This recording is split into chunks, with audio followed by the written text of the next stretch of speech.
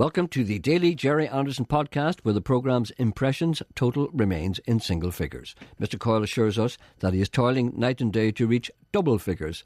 I doubt it.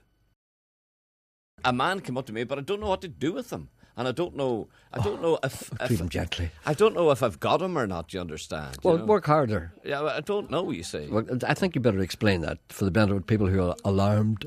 Well, when I was on the golf course, I go out on my own, and various people join my company. Even if do they know your form? I mean, I would hesitate to join a man on the golf course. No, it might be misconstrued. They just sort of say things to me, you know. Like what? Like you said, your hair's lovely. No, love your jumper. You see, and I don't know what colour pink is that? If I've got him, I don't know what to do with him.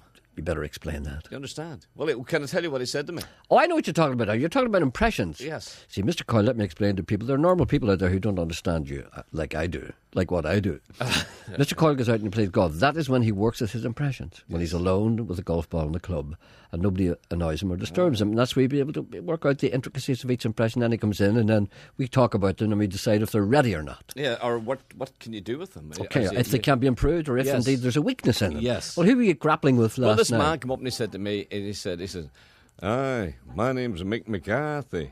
And he said, "I was Mick McCarthy." That's very good. Do you know Mick McCarthy Wolves? Of course, he used to be the manager of Ireland, Republic of Ireland. And he says, "Aye, yeah, he's a nice lad, Mick." And I don't know what to do with him, you know. But he just says, "Aye, it's Mick McCarthy." It's that's enough to start with. Yeah, it's very slow, you know. Yeah, it's very lazy. Almost. That's right. Yeah, you know. Right. Right, I think you've got him all right. Yeah, no, well, that's Parky, isn't it? That's Parky. No, Parky's more Parky's more arrogant.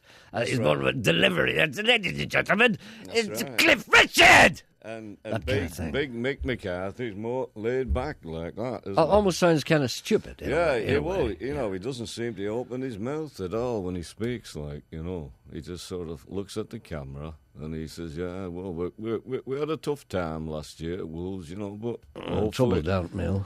Hopefully we'll have a better year, you know, and all you can do is do your best. If you do your best, then, you know, you can look a bloke in the eye and say, well, I did my best, like."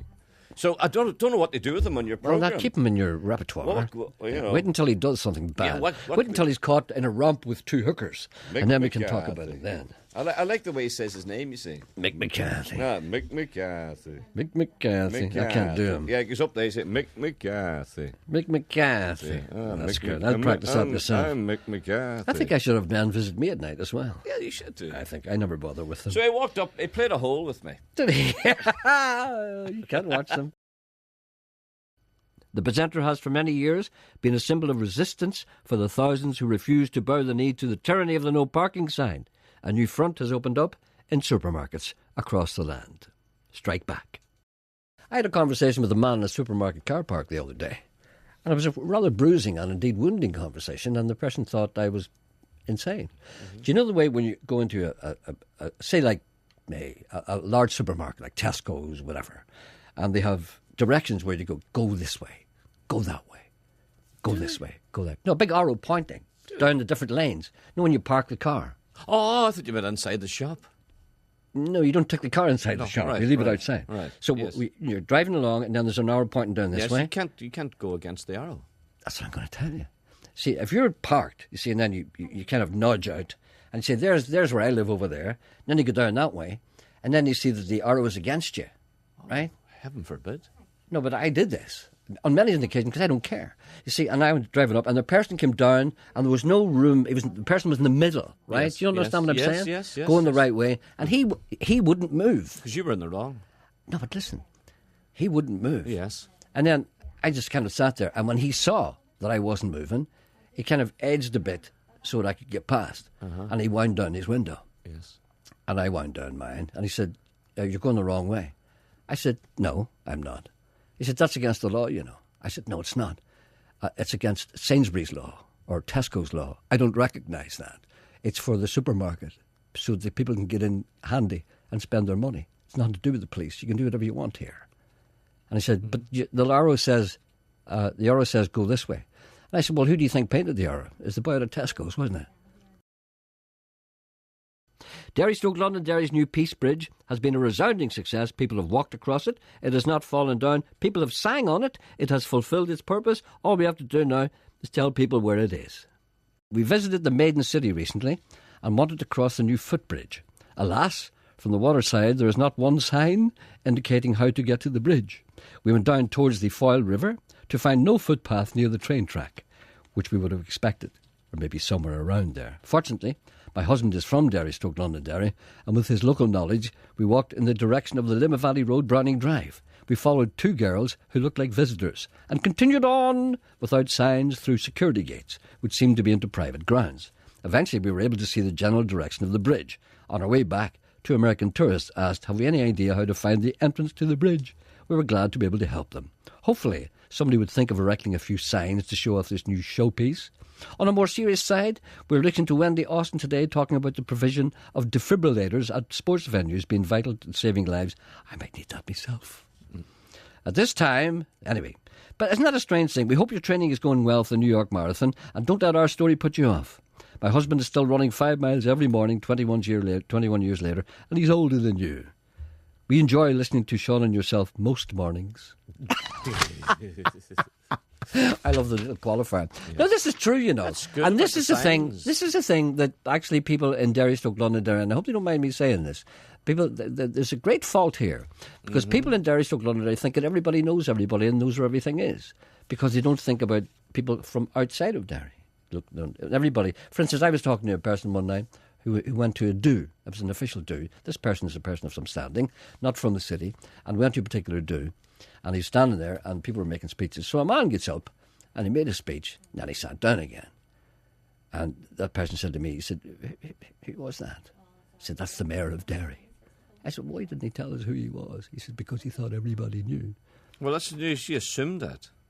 What? She assumed that no, he didn't say who he was. He thought that. No, they don't know what he thought. If I was the mayor of Derry... You don't know what the mayor thought. If I was the mayor of Derry and I wasn't wearing a chain... It's not the present-day mayor. No, past mayor. Past mayor. Past mayor. If I was wearing a chain, I would say to myself, by wearing this chain, people will know I'm the mayor, so there's no need for me to say. But if you're just wearing a suit and you stop and say, good evening, what a wonderful occasion, I would say, good evening, my name is Gerald Anderson. I am the Lord Mayor of Derry, Londonderry. Thank you for coming. All right then, sorry. All right then. All right, I'm just the mayor then. Yeah. Hello, my name is Jerry Anderson. I am the mayor of Derry. Good to see you. But you see, people in Derry think they know you. They think everybody knows them. That has to stop. And that's why there's no signpost. Everybody knows how to get the bridge, sure. Well, can I tell you something now that you're there? Yes. I came over the Peace Bridge last Sunday. That's what we only, because we know all the streets, you see, because we've spent our lives there. Bah humbug. Bah humbug. I came out onto an area called Browning Drive, as you know. Which is beside St. Colum's Park, yes. But I didn't know that opposite me was St. Colum's Park. Not even I knew that. I says, no, the people are all walking in there. Where is that? And I looked in. I said, it's a large field. It's just a field. What is that? For all people knew, there could have been a river there and they could have fallen into it. And I didn't know what it was when I came off. So. Signposts, please. Please. What about signposts, please. Pardon? Dennis is on one. Is he? See, he's getting on campaigning today. For signposts. I'm campaigning for people like you to be arrested. Mr. Coyle has been listening intently to Wendy as she displays her wares for the Radio Ulster listener after the 11 o'clock news. It has sparked a smell in the room of old rope and oil. It seems to be coming from Ken. Would the smell of a shop make you buy something that Wendy's going to discuss later on in Talkback today? The smell of a shop would make me turn and go out. No, but think about it. Well, you see... The very first smell that we encountered in a shop, we have the same shop. You smelt the same smell. You smelt it. You smelled a bakery across the street? No. Got in my nose? No. You smelt it long before me. Well, tell me. You have to remind me about that. Come on. There was a shop that had a smell. The ship's chandlers. Yes. Oh, yes. The street I used to live in. Yes. The street I was born in, a place called Sagwell Street, which is now full of Were you born there? Yes, I was. You were not. There should be a plaque. There should be. There used to be a plaque there in one of the houses that Gallagher had his first cigarette factory there. That's right. No, it wasn't. But they No. They blew up all those houses, including mine. Wasn't Gallagher the cigarette? Gallagher's, yes. Yeah, it was. Yeah. McMichael's was the shop, and there were ship's chandlers. And there were two men used to work there, and used to have flat caps and big moustaches, and they used to wear white aprons. And they used to sell supplies to all the ships, ropes and tar and everything. And you walked in, there was sawdust. I don't remember the men with moustaches. They had brown coats. All right, brown coats. Yeah, they had white aprons. White? aprons. No, they hadn't. Brown buttoned-up coats. Here, let me just say this. Sometimes they wore white, sometimes they wore brown. Oh, right. Okay? It doesn't really matter. And the smell, a peculiar smell of oil, rope, and all those nautical things. But it didn't want to, you didn't want to buy an anchor. You didn't want to eat the rope either. No. Unless it was hemp. Anyway, the other day, says Michelle, I went to my local pub. As I approached the door, I saw a group of people standing outside. They were watching an apprentice boys' band playing in the middle of the street, just a few feet away. Loads of police about, of course, standing even close to us. I paused with the group. All of a sudden, one man started to whistle the soldier's song, a bit too loudly for my liking. I jokingly said to him, "Ooh, you're playing with fire there, son." He said, They said they were going to play the national anthem. That's the only one I know." I got away from that group brave and quick. Surely that's a breach of the peace. Just makes you think how easy a riot can start and how easily I could have gotten caught up in it. You see? People saying gotten. Listen, here's a man who you should meet. He says an expression that people are using now is back in the day, when talking about something that happened in the past. It's not a local phrase, and I've never heard it used locally until recently. I detest it, as it is generally used by people trying to be cool. You should meet that person, get together, have a pint. Thank you for listening. Bakamara.